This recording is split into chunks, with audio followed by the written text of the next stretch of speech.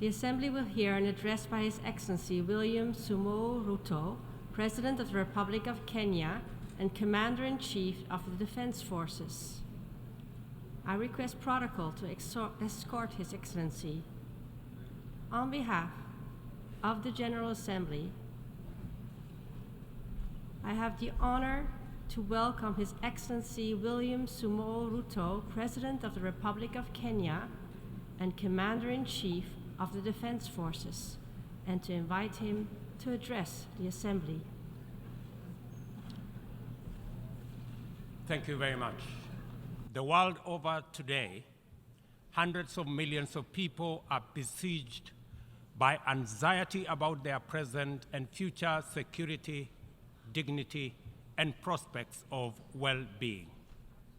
Many are victims and witnesses of present assaults of many, and many more are afraid of future violations of their most fundamental expectations.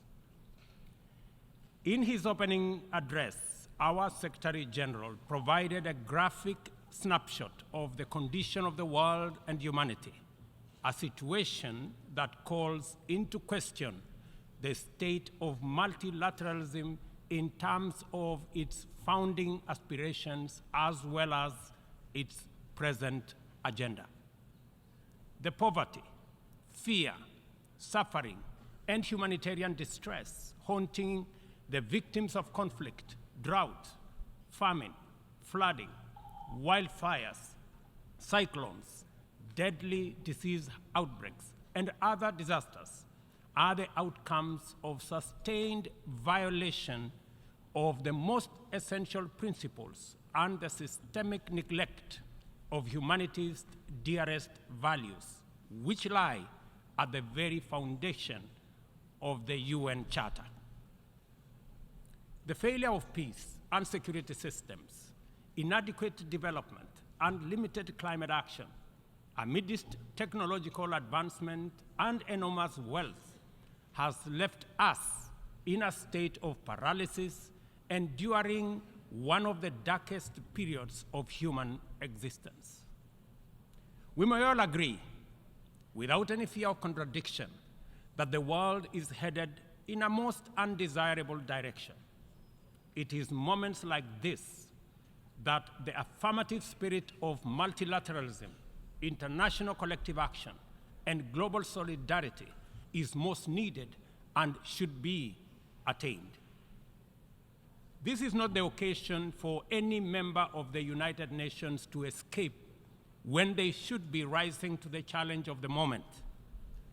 Resorting to pursuit of narrow, insular, antisocial agendas within exclusive clubs constituted to maintain the status quo that undermines and cannibalizes the United Nations systems at the expense of progress in humanity's collective journey to the future of our aspirations is totally unacceptable.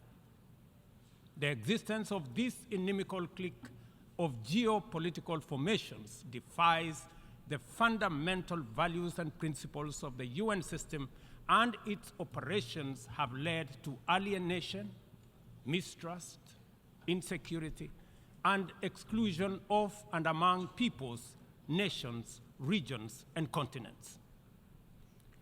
Moments like now place the nature and purpose of multilateralism under sharp scrutiny for history's honest examination and judgment.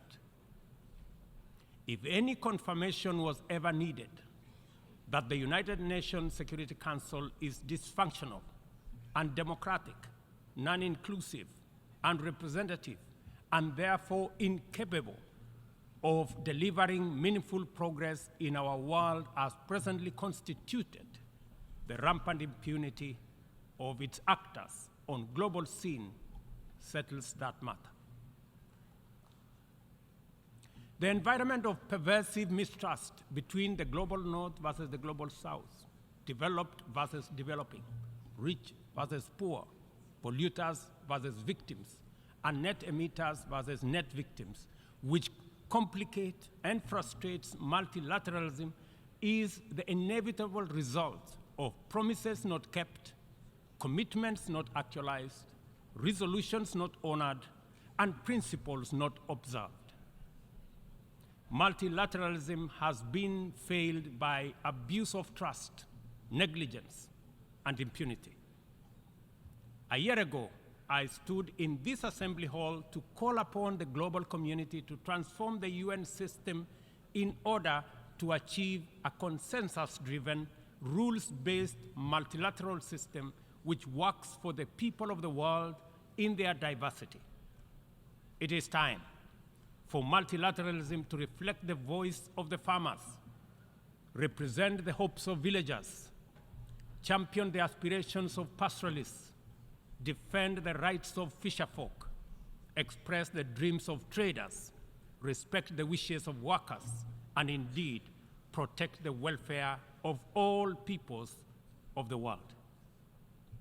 In the face of the most urgent crisis of our time, it is now clear that the international community has fallen seriously behind in meeting its targets in both climate action and the implementation of the Sustainable Development Goals, as well as their underlying enabler, peace and security.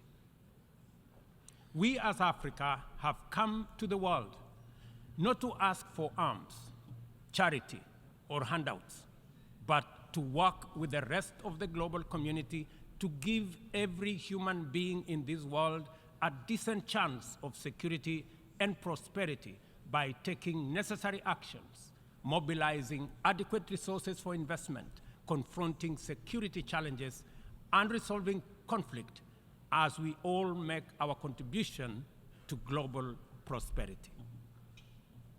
Kenya is proud of the contribution it continues to make in its tireless endeavor to support peacemaking, conflict prevention, peacekeeping, peace building, and other interventions undertaken across different regions. All across Africa, there is progress in efforts to resolve conflict and restore peace and stability, while at the same time, we are witnessing setbacks to democratic consolidation in the form of unconstitutional changes to governments. Kenya remains committed, determined, and indefatigable in its contribution to unity, peace, security, stability, and prosperity. Often, we have made encouraging progress. For example, on 5th December 2022, the Juba Peace Agreement ushering in a 2-year transition was signed by the parties to the conflict in Sudan. A day after, the Inter-Congolese Dialogue on EAC-led process and concluded its 3rd session in Nairobi. The following day, the government of Somalia and Somaliland agreed to resume reconciliation. We are also proud of the progress made in stabilizing Eastern DRC as a result of the EAC regional force, setting the DRC on the path to sustainable peace and stability.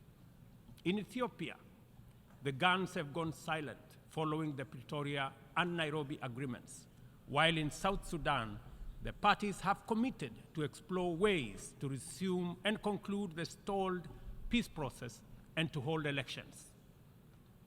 Our proactive commitment to peace, which is not limited to our continent, inspired us to dispatch the African Peace Delegation consisting of 6 African heads of state to Moscow and Kiev with a 10-point peace plan, beginning with efforts to initiate a mediation process to resolve the conflict between Russia and Ukraine.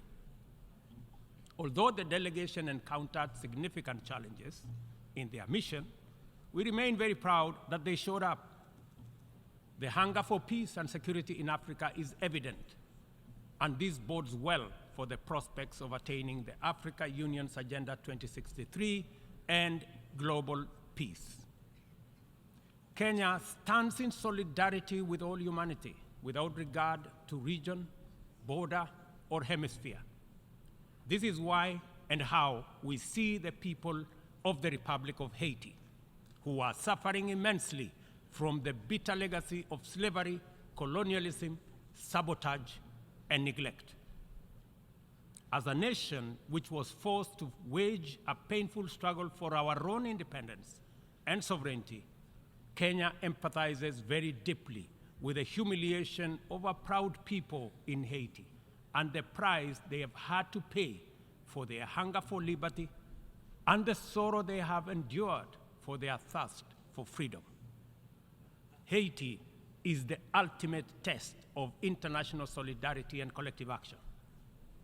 The international community has failed this test so far and thus let down a people very, very badly.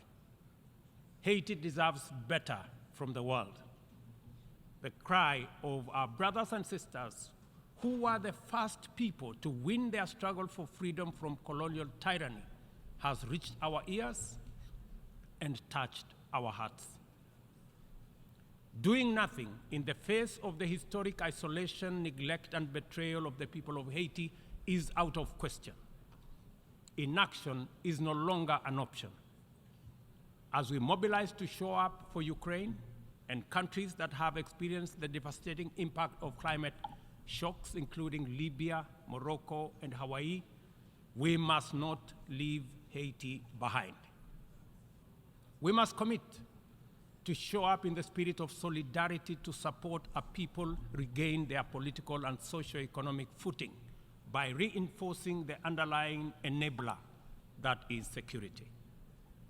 Kenya is ready to play its part in full and join with a coalition of other nations of goodwill, and there are many, as a great friend and true sibling of Haiti. We urge the United Nations to urgently deliver an appropriate framework to facilitate the deployment of multinational security support as part of a holistic response to Haiti's challenges. We call on the Security Council to contribute positively by approving a resolution under Chapter 7 that tailors the security support mission to the specific needs of Haiti and its people. This should be part of a comprehensive strategy that includes delivering humanitarian aid, supporting livelihoods, instituting reforms, and fostering a political process guided and owned by Haitians, all in the aim of enabling free and fair elections within a reasonable time frame. We are encouraged by many countries which have already stepped forward to take part in this solidarity.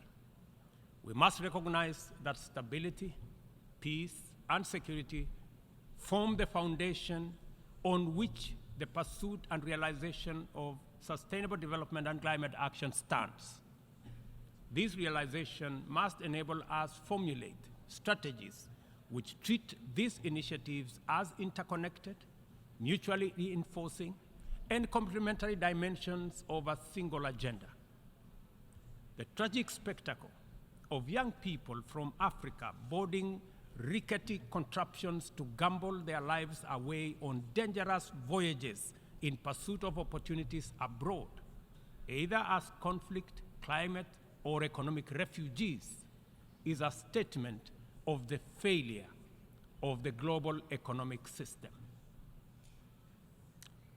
At the recently concluded Africa Climate Summit in Nairobi, we undertook to begin the journey to course correct and execute a paradigm shift in our pursuit for development and climate action. First, we recognize that both climate action and sustainable development goals must be pursued simultaneously with greater resolve, urgency, and ambition. No meaningful development can take place in countries that are also struggling with climate shocks, and yet, at the same time, the frequency of climate emergencies impedes any meaningful development. As a defining outcome of the Africa Climate Summit, we committed Africa to consider the dual problems through an opportunity lens and deliver effective solutions by pursuing a fresh trajectory. Development is a basic necessity for every society. It must happen one way or another. There should be no doubt about that. Annually, 30 million young people in our continent need jobs, and many more need food. Half of our continent is in the dark without access to electricity in 2023, while hundreds of millions can only cook using biomass because they have no electricity. This is why the commitment of African nations in the Nairobi Declaration is both radical and transformative. Development, in our opinion, is a fundamental imperative, and green growth is the only sustainable way to achieve it. From our standpoint, there is no need to be trapped in a false choice. Sustainable development is robust climate action, and climate action is development. Africa's potential is defined by abundant and diverse resources, ranging from a youthful, highly skilled, and motivated young population, immense renewable energy potential, and mineral resources, including critical minerals, and extensive natural capital endowment, including 60% of the world's unutilized arable land. Capital and technology can find no better returns anywhere than the tremendous investment opportunity in Africa's potential. Such investment would drive green growth, creating jobs and wealth, while decarbonizing global production and consumption. Further, the investments would also connect over 600 people to clean electricity, provide clean cooking to about 1 billion people, finance green manufacturing, including e-mobility, transform African agriculture and food systems, including the manufacture of green fertilizer, process vast tonnage of steel, aluminum, and lithium required by new green industries, and enable our young people find the livelihoods they desire at home, and reverse the tide of migration in the opposite direction.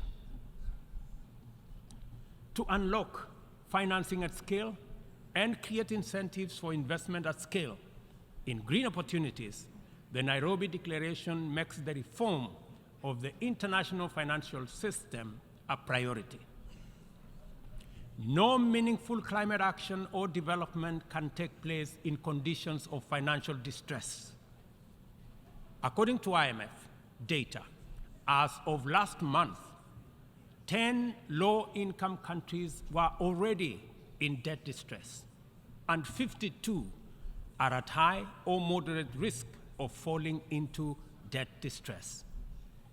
The 3.3 billion people in these countries are trapped in a vicious circle of emergency responses, reconstruction, and recovery from more frequent climate shocks, which diverts resources away from both development and climate action, and sucking vulnerable countries into a downward spiral of debt and environmental stress. The global community must therefore develop a debt restructuring initiative that does not wait for nations to plunge over the cliff into debt distress before providing relief. Rather, the new sovereign debt architecture should extend the tenure of sovereign debt and provide a 10-year grace period for countries that are in debt distress. The second financing intervention relates to concessional financing. It is time to work with the international financial institutions to provide more concessional loans, approximately to the tune, in our estimation, of about $500 billion, and to provide increased liquidity support through special drawing rights with a minimum target of what was obtained during the COVID pandemic of $650 billion. Access should be based on specific needs, not entitlement, and this necessitates changes to the allocation mechanism different from what we saw during SDRs for COVID. The third critical reform is that of the financial market reorganization. The entire system of risk assessment and the opaque methodologies employed by credit rating agencies and risk analysis needs to be overhauled at the minimum.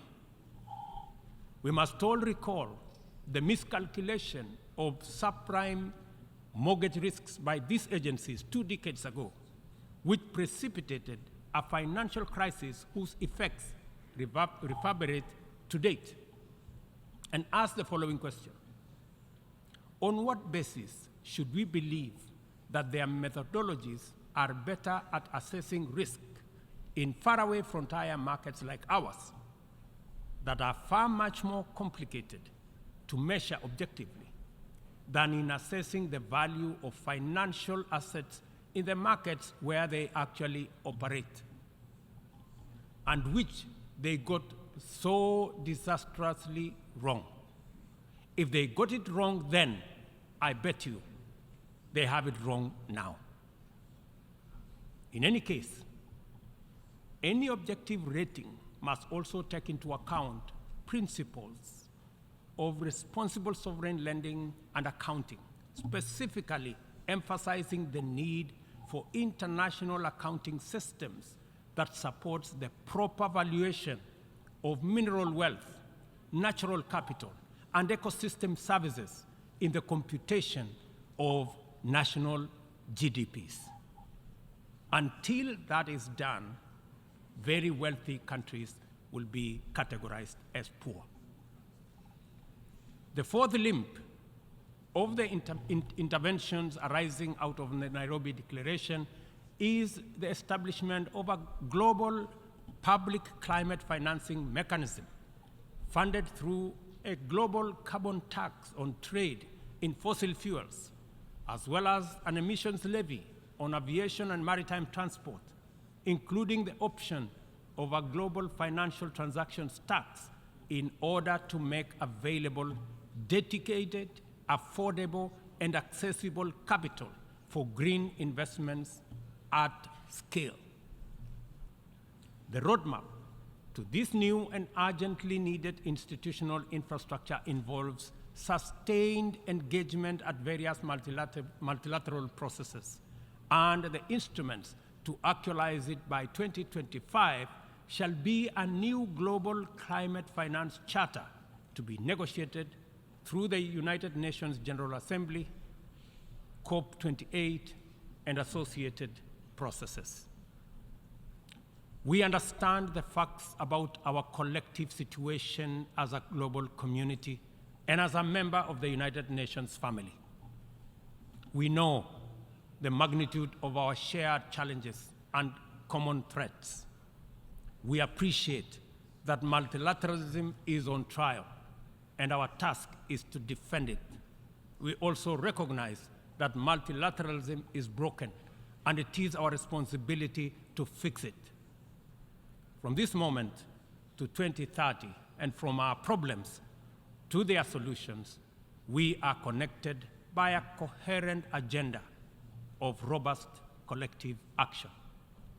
We must therefore muster the courage and will to stand together in solidarity and act, to right past wrongs, solve present problems, and secure our collective future, to protect and empower all people and support our friends in need, to restore broken trust, raise hopes high, and keep faith strong, and finally, to pursue, achieve, and sustain positive change in order to make billions of cherished dreams come true. We must start right away, for we have no time to lose. And I thank you. On behalf of the Assembly, I wish to thank the President of the Republic of Kenya and Commander-in-Chief of the Defense Forces for the statement just made. and I request protocol to escort His Excellency. The Assembly will hear an address